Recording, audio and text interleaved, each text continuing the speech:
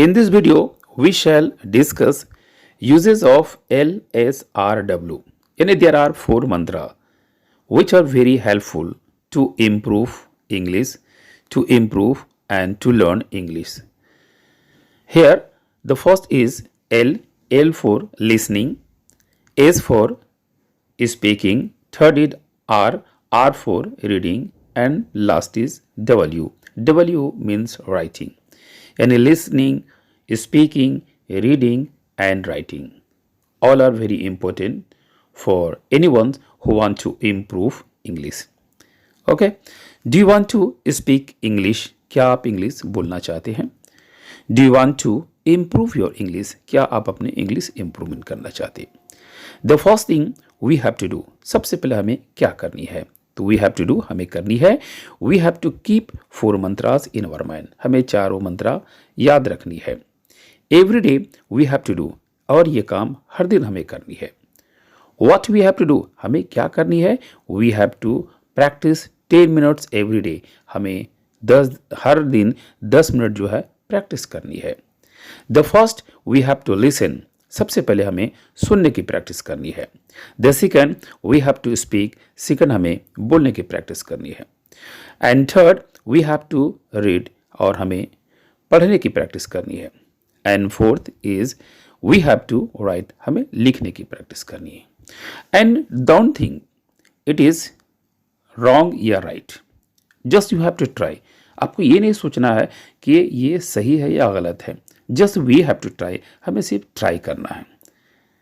As early you may be right or wrong, but you have to continue.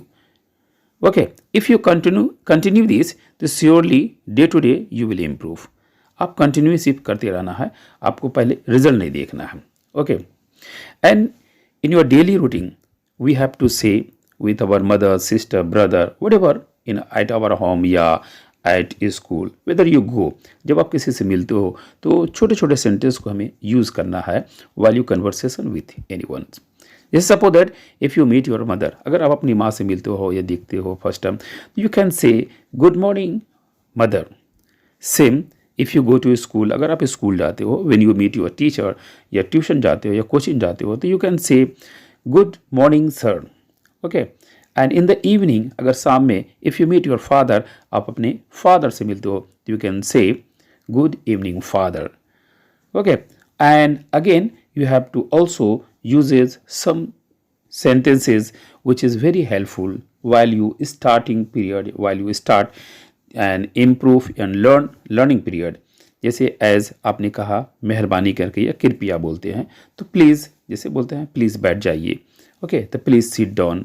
उसी तरीके से आपने कहा कि मुझे इजाज़त दीजिए जाने का या मुझे बोलने का इजाज़त दिए, तो आप बोल सकते हैं allow me. Okay, allow me to speak, मुझे बोलने का परमिशन दीजिए.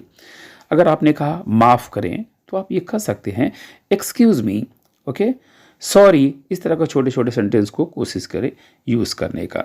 या फिर आपने कहा ये मेरा सौभाग्य है, तो आप ये भी कह सकते हैं इट्स माई प्लेजर. ओके. अगर आपने कहा कि बिल्कुल सही है, तो आप ये कह सकते हैं दैट्स ऑल राइट. काइंडली हो, प्लीज़ हो, तो इन सब छोटे सेंटेंस को हर दिन आप यूज़ करो. अगर आपने कहा ओके बाद में, तो आफ्टर यू कह सकते हैं. या फिर बोलो सुनो, तो कहना जस्ट लिसन.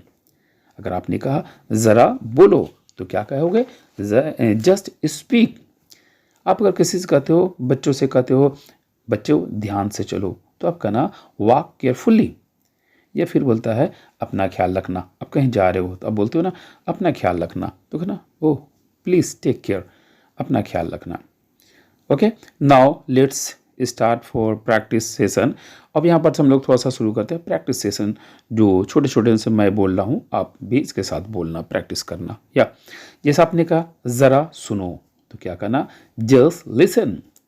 आपने कहा कुछ तो बोलो, तो क्या कहोगे स्पीक समथिंग.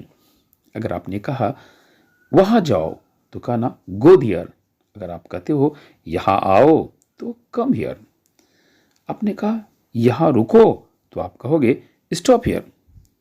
अगर आप किसी से कहते हो तेज भागो, तो क्या कहना रन फास्ट. अगर आप कहते लेटर लिखो, पत्र लिखो, तो कहना राइट अ लेटर। अगर आपने किसी को कहा ए इंग्लिश बोलो तो क्या कहना है, स्पीक इंग्लिश।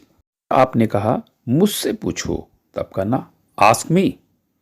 अगर आपने कहा अपने बाप से मत पूछो तो कहना डोंट आस्क योर फादर। अपनी बेटी से पूछो, आस्क योर डॉटर। वो कहाँ थी, वेयर वॉज शी। वो किसके साथ थी, विथ हुम वॉज